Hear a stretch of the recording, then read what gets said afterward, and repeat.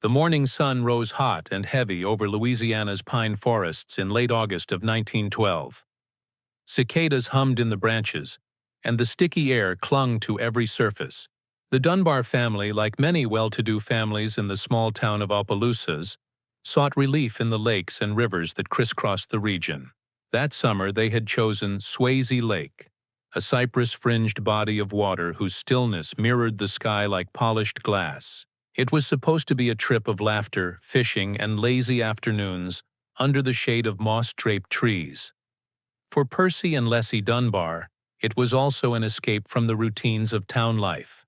Their eldest son, Bobby, had just turned 4.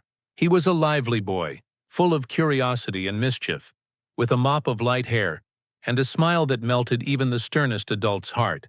Beside him toddled his younger brother, Alonzo, still too small to keep up with Bobby's boundless energy.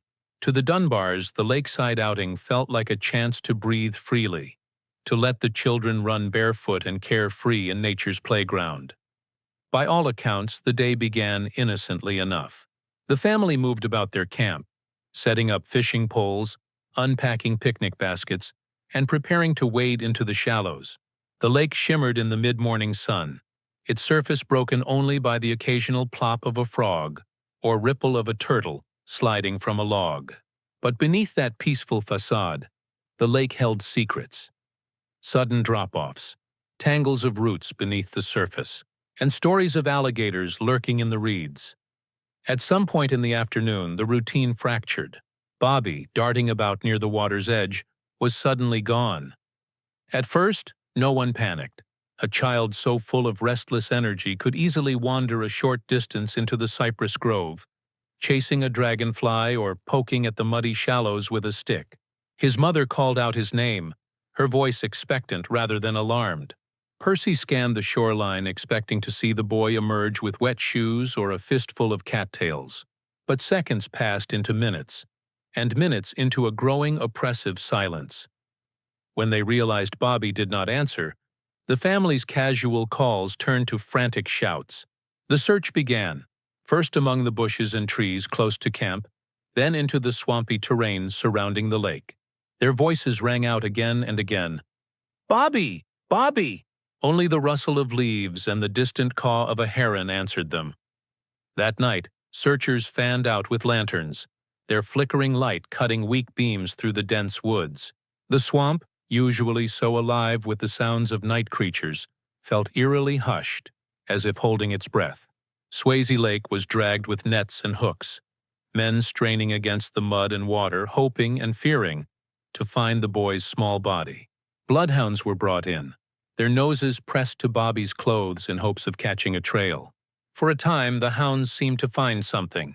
They barked and pulled at their handlers, leading searchers deeper into the woods, but then they lost the scent at the water's edge.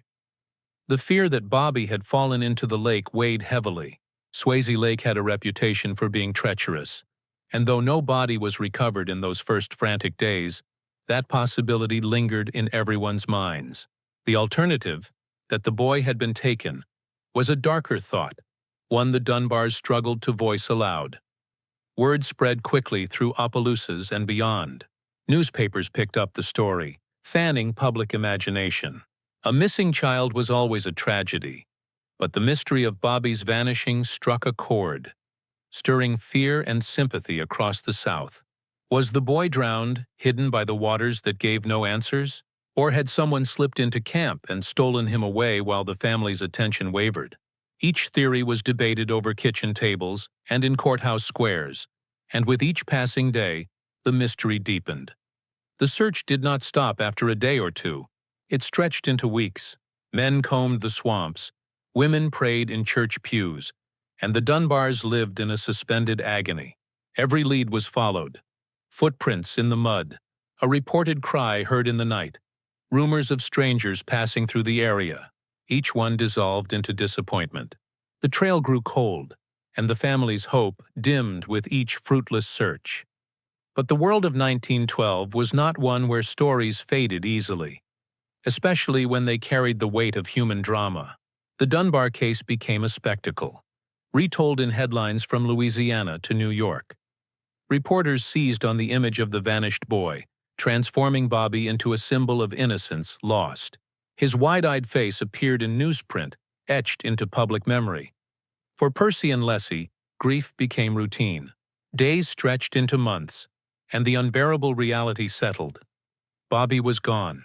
They did not yet know whether to mourn a death or pray for a miracle. Their lives, once ordinary, had become a study in waiting.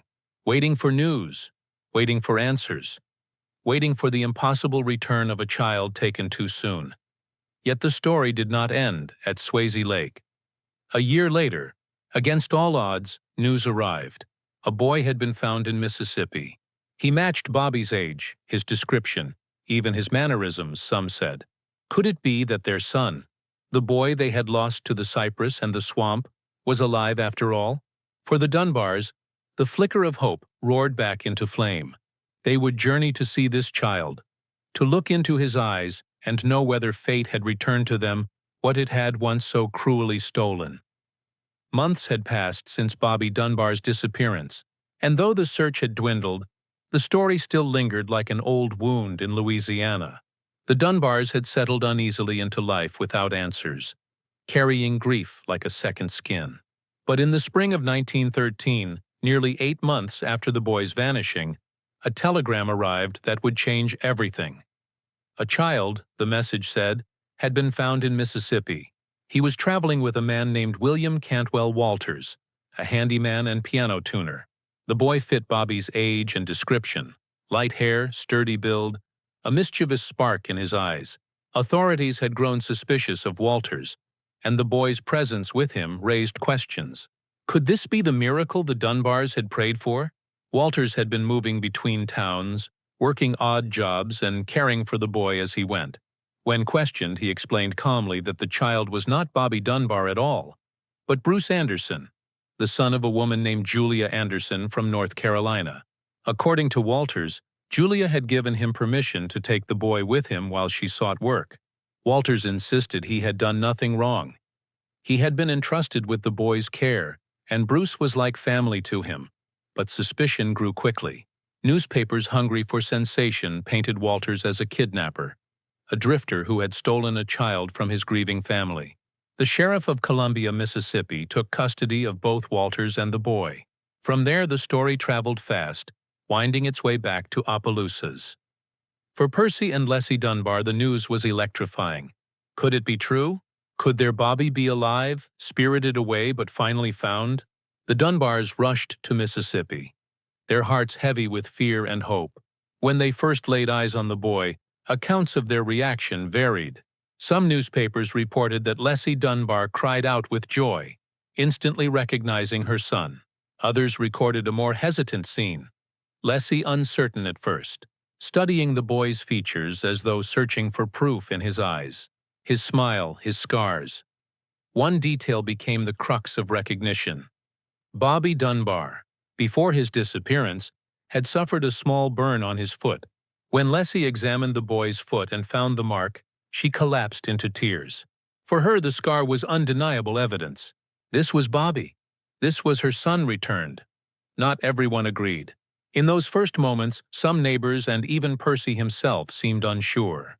Children change quickly after all, especially at the age of 4 or 5. A year could transform the contours of a face, the tone of a voice. Yet, swept up in emotion, the Dunbars claimed him as their Bobby. The papers rejoiced with them, heralding the return of the lost boy in bold headlines. Bobby Dunbar found. For the Dunbars, it was nothing short of resurrection. The boy they had mourned was back, alive and tangible in their arms. They brought him home to Opelousas, where crowds gathered.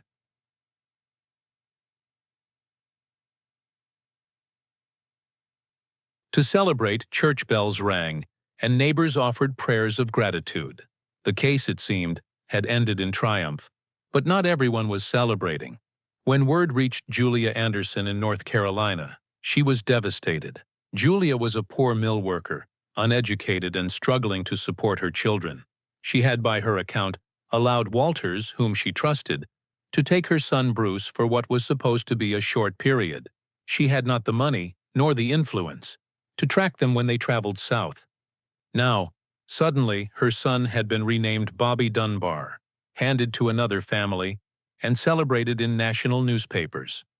Julia traveled to Louisiana to claim the boy.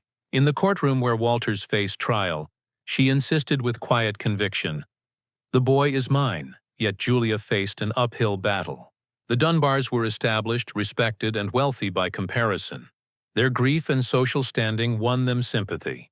Julia, unmarried and impoverished, was painted as unreliable, even immoral. Her testimony was cast in shadow. To the jury and the public, she was a woman of little consequence standing against a family of status and influence. When she saw the boy, Julia called him Bruce. She claimed he recognized her, though frightened and confused by the chaos. But when pressed to identify him without hesitation, she faltered, her nerves and the pressure of the courtroom betraying her. Reporters noted her uncertainty, and the impression stuck. Against her pleas, the court returned the boy to the Dunbars. Julia left Louisiana humiliated, empty-handed, and grieving not only the loss of her son, but also the weight of public scorn. Walters, meanwhile, was convicted of kidnapping and sentenced to life in prison, though he would serve only 2 years before appeals won him freedom. Back in Opelousas, the boy adapted to his new life as Bobby Dunbar. He was dressed in fine clothes, introduced to relatives, and paraded through town as the miracle child returned from the brink. Photographs show him posed stiffly with Percy and Leslie, a hint of unease in his posture, yet hailed as a symbol of hope fulfilled. Over time, memory began to smooth the rough edges of doubt. Friends and relatives, once uncertain, grew convinced. Children accept new circumstances quickly, and the boy, whatever his confusion, began to respond to the name Bobby. He played in the Dunbar yard, attended their church, and slowly the town forgot the hesitation of those first days. The story settled into its official version. Bobby Dunbar had been rescued, and the family was whole again. But in the shadows, questions lingered. Some whispered that the boy didn't look quite like the other Dunbars. Others wondered about Julia Anderson's quiet heartbreak, and the possibility that truth had been silenced by wealth and reputation. Still, the momentum of public belief was too strong. The story of Bobby's miraculous return entered the folklore of Louisiana, a testament to endurance and parental love, or so it seemed. Decades would pass before the cracks in that story widened into revelation. For now, the Dunbars celebrated. Walters sat in prison, and Julia Anderson returned home to weep for a son no court would allow her to claim. The tragedy of Swayze Lake appeared resolved, but the real mystery of Bobby Dunbar had only just begun. When the boy at the center of the storm was returned to Louisiana, public sentiment quickly hardened against William Cantwell Walters. The narrative in newspapers had already been set. Walters was a kidnapper, the villain who had stolen little Bobby Dunbar from his family and held him for nearly a year. The joyful reunion of the Dunbars and the boy they believed to be their son was splashed across headlines, leaving little room for nuance. The public wanted justice, and the legal system was ready to provide it. Walters, however, never wavered in his story. He insisted the boy was not Bobby Dunbar at all, but Bruce Anderson, the child of his family's friend, Julia Anderson, back in North Carolina. Walters described Julia as a poor mill worker who had entrusted Bruce to him temporarily. Julia, he said, had no means to provide for the child during a difficult stretch, and Walters, who was unmarried and often traveled for work, had agreed to take the boy with him. He claimed he had never hidden his movements, and that he had cared for Bruce openly, even introducing him to people along the way. The case, Walters argued, was one of mistaken identity, fueled by grief, hysteria, and the influence of a socially prominent family. To him, the Dunbars had taken another woman's son and persuaded themselves, perhaps even truly believed, that he was their lost Bobby. But Walters faced long odds. He was a working-class drifter with no money, little influence, and no standing in Louisiana society. In contrast, the Dunbars were respected members of Opelousas, and their grief had made them local heroes. To challenge their identification was to challenge the powerful tide of public sympathy. When Julia Anderson traveled to Louisiana to testify, the atmosphere in the courtroom was heavy with skepticism. Reporters described her as nervous, overwhelmed by the stares of strangers and the relentless questioning of lawyers. She was asked, in front of the jury and the press, to identify the boy as her son Bruce. Accounts differ on how the boy reacted. Some said he clung to Julia, others that he appeared confused or reluctant. Julia herself faltered. The long months of separation, the pressure of the courtroom, and the fear of losing him seemed to break her composure. The press seized on her hesitation. Headlines painted her as uncertain, untrustworthy. The fact that she was unmarried, poor, and from another state weighed heavily against her. In the moralistic climate of the early 20th century South, her social position made her an easy target for discredit. Reporters mocked her claims, portraying her as a desperate woman trying to take a child who wasn't hers. And yet those who listened closely heard conviction in her words. She maintained that Walters was telling the truth, that the boy was Bruce, and that he belonged with her.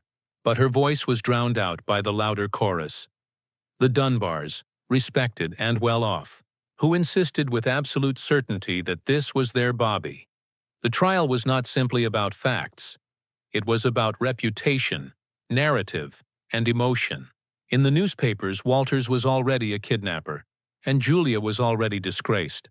The Dunbars, with their polished manners and community support, stood as the embodiment of respectable parenthood.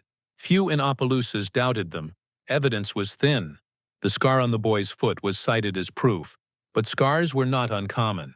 Neighbors who had known Bobby before his disappearance testified, some saying they recognized him instantly, others more hesitantly. The boy's own confusion, calling both women Mama at different times, was interpreted as evidence of trauma, not mistaken identity. As the trial dragged on, the momentum was clear. Walter's insistence on the truth sounded more like obstinacy to those who had already decided he was guilty. Julia's testimony faded beneath the weight of social judgment. In the end, the jury delivered what most expected. Walters was convicted of kidnapping. He was sentenced to life in prison, though years later, his appeals and the persistence of his supporters would reduce that time to only 2 years served before his release. For the Dunbars, the verdict was a final vindication. With Walters condemned and Julia discredited, their claim to the boy was cemented. They returned home with him, the press framing their story as one of miraculous recovery and parental devotion rewarded. Photographs from the period show Percy, Leslie, and the boy, now fully absorbed into the role of Bobby, posed for portraits. The family reassembled. In town, they were celebrated as symbols of endurance and faith. Whatever whispers of doubt remained were buried beneath the louder chorus of triumph. Yet those whispers never completely disappeared. Some townspeople remembered Julia's desperation and wondered quietly whether justice had truly been served. A few who had observed the boy closely before his disappearance said privately that something about him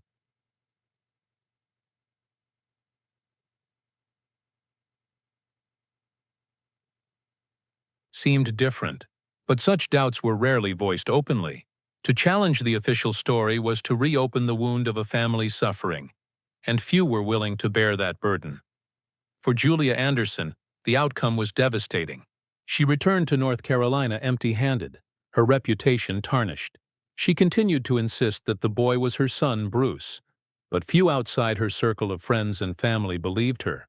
In the eyes of the world, she was a poor woman who had tried and failed to take a child from another family. The loss defined her life. Though she bore other children, the memory of Bruce haunted her, and her descendants would carry her story forward through generations, repeating her claim long after newspapers had forgotten her name. In the court of law, she had lost. In the court of history, her truth would not be heard until nearly a century later. Through it all, the boy himself had little voice. Too young to articulate his past, he was pulled between two identities, two mothers, and two worlds. By the time the trial ended, his path was set. He was Bobby Dunbar now, son of Percy and Leslie, heir to the name and story that would define him for the rest of his life. Whether he understood what had happened, whether he remembered another life as Bruce Anderson, no one could say. Children adapt quickly, and in time the boy seemed to accept the name and role given to him. But beneath the surface of that new identity lay a silence that would stretch across decades, until science at last uncovered what courts and newspapers never could. The trial had closed one chapter of the Bobby Dunbar case, but it had not solved the mystery. Instead, it had cemented an answer that fit society's expectations, leaving the truth buried. The boy grew up as Bobby Dunbar, but the question of who he really was lingered like a shadow that would only grow longer with time. The courtroom drama ended, and with it, much of the public spectacle. Newspapers turned their attention to other scandals, other trials, other tragedies. In Opelousas, however, life for the Dunbars began anew. Their son, lost and miraculously found, was once again part of their daily rhythm. To outsiders, the case was settled. To the boy at the center of it, the only certainty was that his name was now Bobby Dunbar. Bobby was welcomed into the Dunbar household as if he had never been gone. Percy and Leslie clothed him in the best attire they could afford, sent him to school, and raised him within the expectations of a respectable Southern family. Photographs show him dressed smartly, his hair neatly combed, his expression often solemn, as though the weight of attention had already begun to press on him. He grew up alongside his younger brother, Alonzo, who had been a toddler when the disappearance first shattered the family. For Alonzo, the returned Bobby was simply his older brother. There was no memory strong enough to contradict the official story. In time, the rhythms of family life smoothed the rough edges of doubt, and the boy became part of the Dunbar household as naturally as if he had always been there.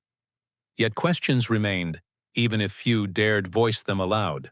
Some neighbors whispered that the boy did not look entirely like Percy, that his features were slightly different from the rest of the Dunbar family. Others dismissed such talk as cruel gossip.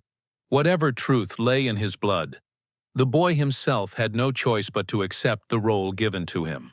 Childhood leaves little room for rebellion when identity is shaped by every adult around you. As Bobby grew older, the story of his disappearance and miraculous recovery followed him. Teachers and classmates knew him as the boy who had been stolen away and returned. For some, it made him a figure of fascination. For Bobby himself, it was a legacy that was both a burden and a badge of survival.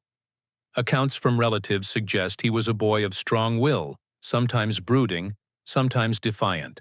The weight of being the miracle child may have shaped his temperament. He was not simply Bobby Dunbar.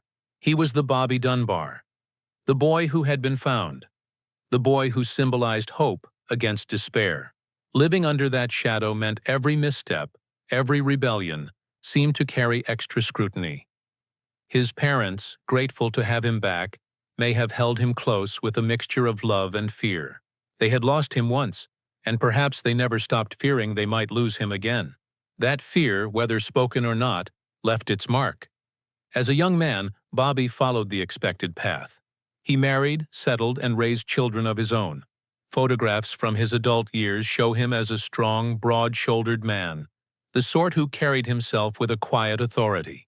To his children, he was simply their father, a man of flesh and blood, not a living mystery. The legend of his disappearance was something they knew, of course, but it seemed more like a family tale than a personal burden. His daughter, Margaret, would later describe him as a man who lived fully, who loved his family, but who sometimes carried a silence within him. She recalled that he did not often speak about the events of his childhood. When asked, he seemed to dismiss it, as if the story had been told enough by others and did not need retelling by him. There was one detail, however, that Margaret never forgot.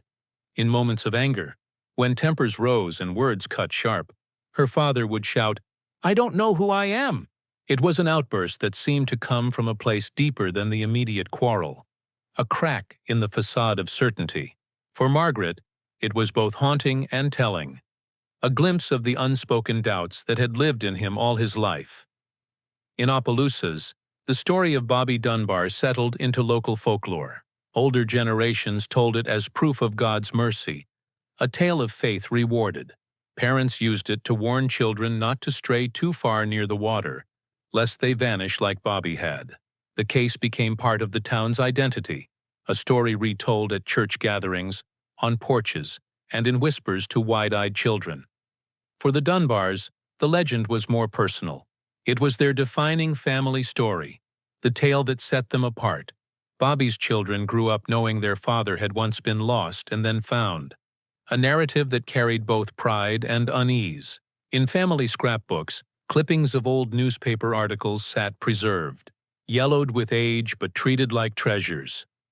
Yet within the Anderson family, far away in North Carolina, another legend persisted, that the boy taken to Louisiana was not Bobby at all, but Bruce Anderson, Julia's son. Julia herself never stopped telling the story. Though she died without reclaiming him, her children and grandchildren carried her words forward. In their version, history had stolen Bruce and given him another name, and they had been powerless to stop it. As decades passed, the immediate details of the case blurred. People forgot Walter's name, forgot the courtroom battles, forgot the scars of class prejudice that had tilted the trial. What remained were two competing truths: the Dunbars' conviction that their son had been returned, and the Andersons' insistence that he had been stolen. Bobby himself lived as though the matter were settled, at least publicly. He raised his family, worked, grew older. Yet the traces of doubt, his outbursts, his silences, hinted at an inner conflict never resolved. Did he remember Julia? Did he remember a different life before the Dunbars? Or had those early years faded entirely, leaving only a gnawing sense that something was not right? The answers lay buried with him.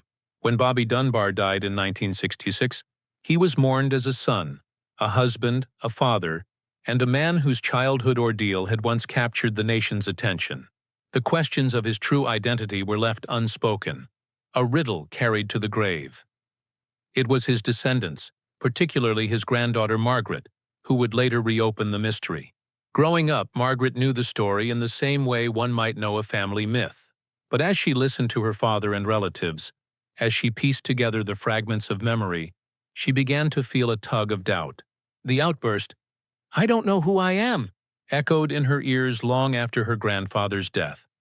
That doubt became the seed of investigation decades later, when science would finally allow answers that the courts of 1913 never could. But for nearly a century, the official story stood unchallenged. Bobby Dunbar had been lost. Bobby Dunbar had been found, and he had lived a full life under a name that may never truly have been his.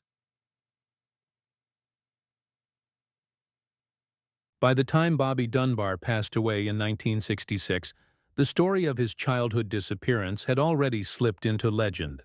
In Opelousas, older townsfolk remembered the frantic search at Swayze Lake, the triumphant headlines when the boy was found, and the courtroom battle that had ended with William Walters imprisoned. For most, the tale was a closed book, a story with a beginning, middle, and end. Bobby Dunbar had lived a full life as husband, father, and grandfather. That, people thought, was all that needed to be said. But stories do not end so neatly, especially when truth is uncertain. Beneath the tidy narrative passed down in Opelousas lay a second story, one told quietly in the mill towns of North Carolina. There, among Julia Anderson's children and grandchildren, the memory of injustice lived on. Julia had died insisting that the boy given to the Dunbars had been her son, Bruce. Her descendants grew up with that conviction. Bruce had been stolen from them, his life rewritten under another family's name. For decades, the two families carried their separate truths, rarely intersecting, each convinced of the righteousness of their own version. Within the Dunbar family itself, however, not everyone was free of doubt. Bobby's children had grown up in the shadow of the story, knowing their father had once been the lost boy returned to his family, but also sensing the unspoken questions that lingered. His son, Bob Jr., later recalled how rarely his father spoke of the ordeal. When he did, it was in clipped tones, as though the words cost him something to say. Family arguments sometimes cracked the facade. "I don't know who I am," he once shouted. To his children, it was a chilling outburst, one that hinted at unresolved questions buried deep within him. For most of his life, Bobby had accepted his role, but those words suggested that somewhere within, the doubts never left. He may not have known or remembered exactly who he was before the Dunbars claimed him, but he felt the fracture, the uncertainty that no newspaper article or family portrait could erase. It was Bobby's granddaughter, Margaret Dunbar Cutright, who would eventually reopen the case. Born long after the events of 1912 to 1913, Margaret grew up hearing the story as family lore. At first, she accepted it as truth. Her grandfather was Bobby Dunbar, the boy who had been lost and found. It was a tale that carried pride, a story of survival that set her family apart. But as she grew older, Margaret began to sense the contradictions, the inconsistencies in newspaper accounts, the whispers of doubt from her father and uncles, the memory of her grandfather's own troubled words. All of it began to gnaw at her. She became fascinated by the story, not simply as legend, but as a mystery to be solved. In the 1990s and early 2000s, Margaret began digging in earnest. She pored over court transcripts, yellowed newspaper clippings, and family letters. What she discovered disturbed her. The trial records revealed how uncertain the identification had been at first, how Julia Anderson had been dismissed largely because of her social class, how the court and press had leaned heavily in favor of the Dunbars. The more she read, the more Margaret began to wonder, what if Julia had been right all along? What if her grandfather had not been Bobby but Bruce? Margaret's investigation was not welcomed equally by all. Some family members feared that digging into the past would tarnish the story they had grown up with. For them, the tale of Bobby Dunbar was not just history, it was identity. To question it felt like a betrayal of the family name. Others, however, were intrigued. Doubts had lingered for generations, and Margaret's determination to seek answers gave voice to those unspoken questions. Some of Bobby's children, remembering their father's bursts of anger and his silence on the subject, encouraged her search.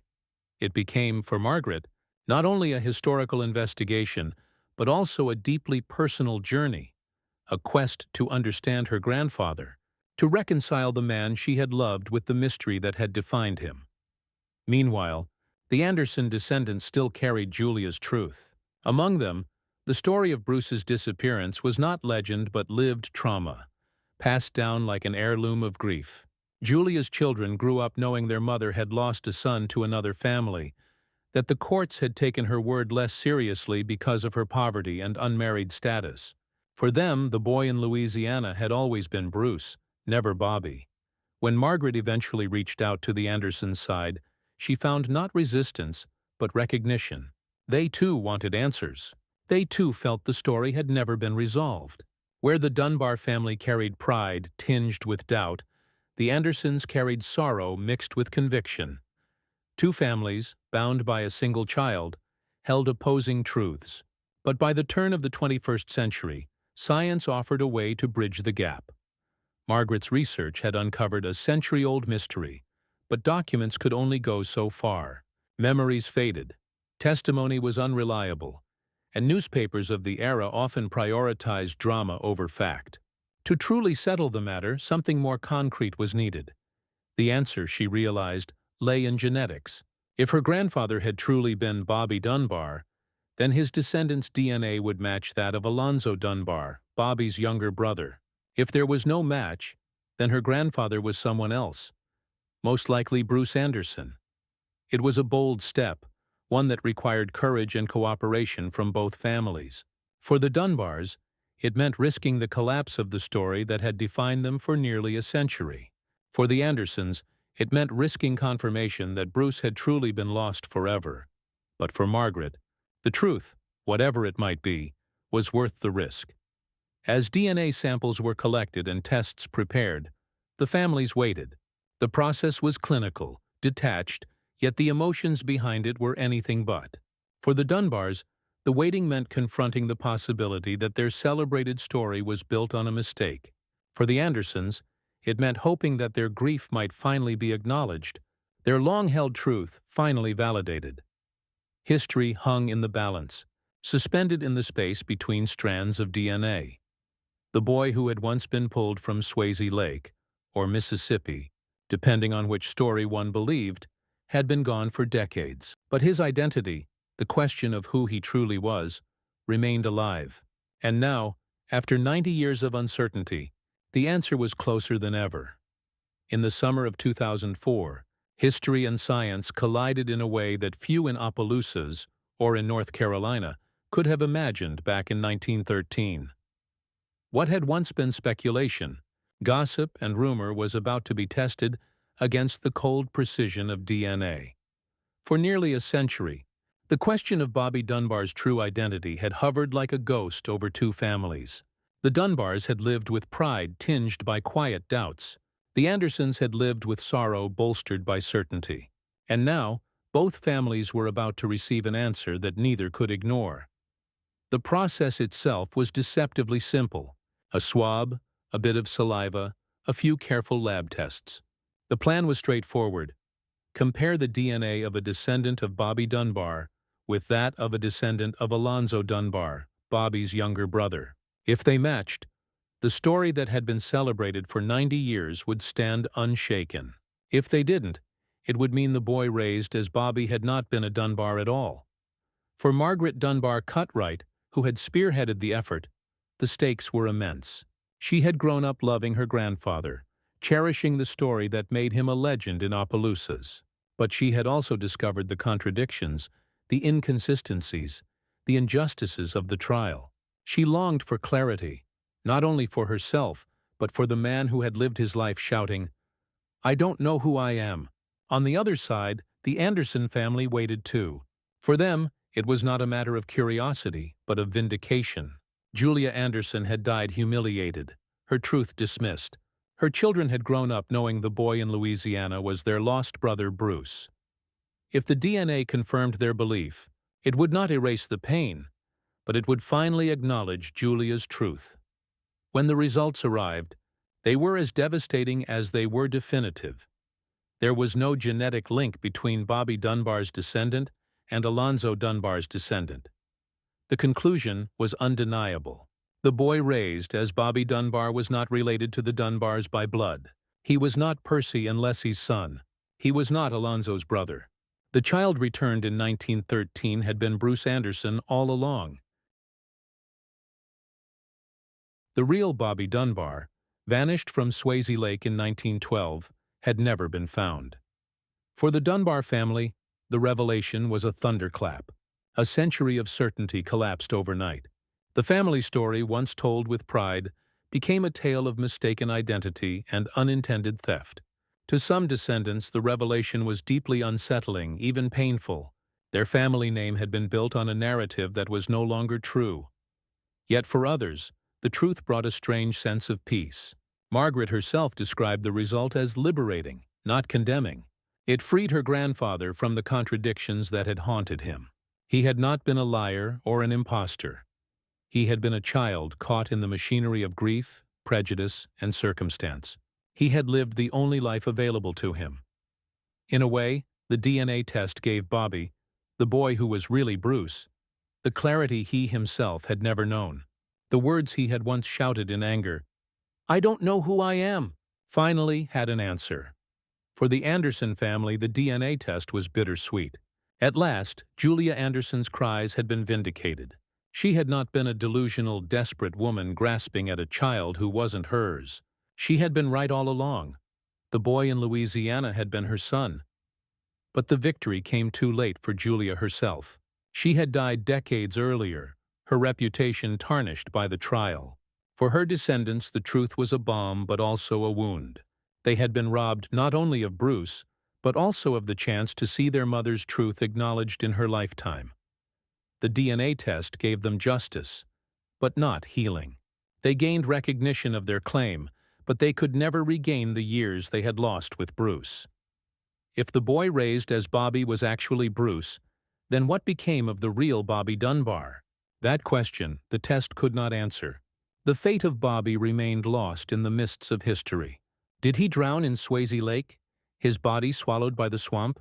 Was he taken by someone else entirely, spirited away under circumstances never uncovered? The possibilities remain, each as haunting as the other. What the DNA test did make clear was this: the search for Bobby had ended not in triumph, but in tragedy. The miracle reunion of 1913 had been an illusion. The real Bobby had never come home. The revelation rippled through both families and beyond. Journalists revisited the case, historians reevaluated it, and the public once again was captivated by the story. True crime enthusiasts and scholars pointed to the case as an example of how social pressures, class prejudice, and the hunger for closure can distort justice.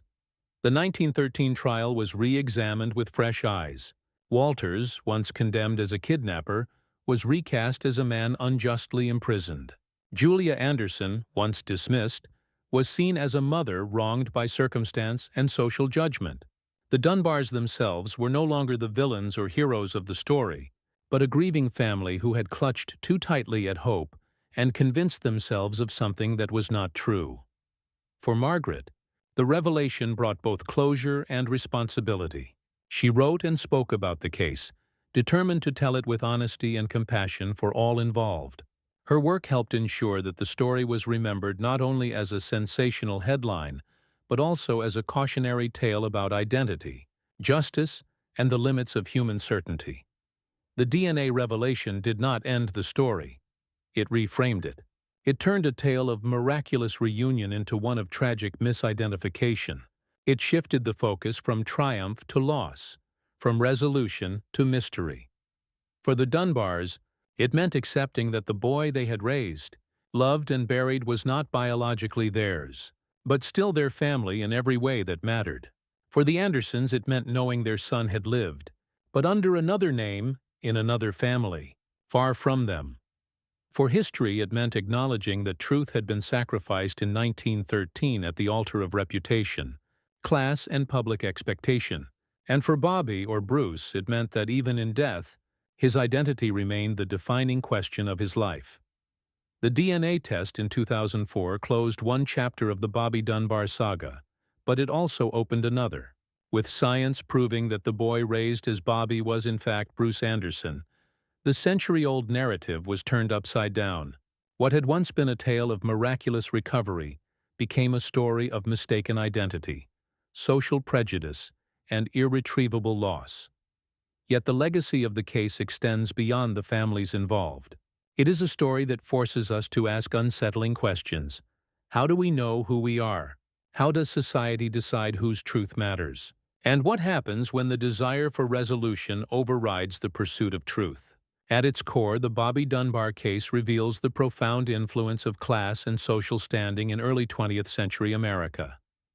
The Dunbars were respectable, middle class, and well-connected in Louisiana. When they claimed the boy was Bobby, their certainty carried weight. Neighbors, judges, and jurors were inclined to believe them, not only because they were grieving parents, but because they were people of standing. Julia Anderson, by contrast, was poor, unmarried, and from out of state. Her insistence that the boy was her son Bruce was dismissed not on the strength of evidence, but on the weakness of her social position. In a different world, one with fairer trials, unbiased courts, and a press less interested in sensationalism, Julia might have been believed. The case thus stands as a stark reminder of how truth is not always determined by fact, but by power. In 1913, the truth did not matter as much as the story that people wanted to believe. The case also illuminates the psychology of grief and the human hunger for closure. Percy and Leslie Dunbar had lost their son under mysterious, painful circumstances. When a boy was found who resembled him, they clung to the possibility that it was Bobby. Even when uncertainty lingered, even when the boy himself seemed confused, the Dunbars and the wider community chose belief over doubt. It was easier to accept the miracle than to endure the mystery. In a sense, the Dunbars did not lie. They convinced themselves of a truth they needed to survive. This same need for closure drove the community, the press, and even the jury. A neat ending, a boy found, a kidnapper punished, was more palatable than an unsolved mystery. And so, the boy became Bobby, whether he truly was or not. Lost amid the noise of trials, headlines, and family legends was the child himself. The boy who became Bobby Dunbar had no say in his own identity. Too young to resist, too dependent on the adults around him, He was carried into a new life with a new name. We can only imagine the confusion he felt. Julia Anderson claimed he recognized her. The Dunbars insisted he belonged with them. At different times, the boy reportedly called both women Mama. Such contradictions are not surprising for a child of 4 or 5, uprooted from familiar surroundings and thrust into chaos. By the time he grew older, the narrative had been cemented. He was Bobby Dunbar now, and to question it would have been to unravel not only his identity, but his entire world.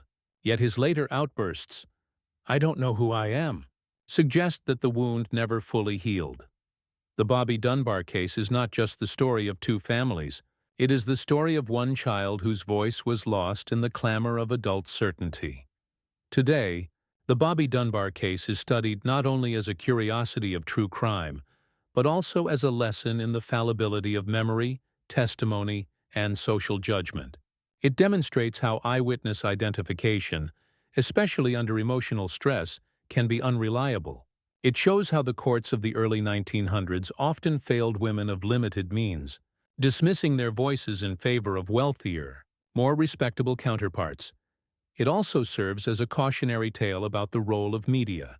Newspapers at the time amplified the drama, shaping public opinion before the trial had even concluded. They framed Walters as a villain and Julia as suspect, feeding the appetite for a dramatic resolution rather than a nuanced truth.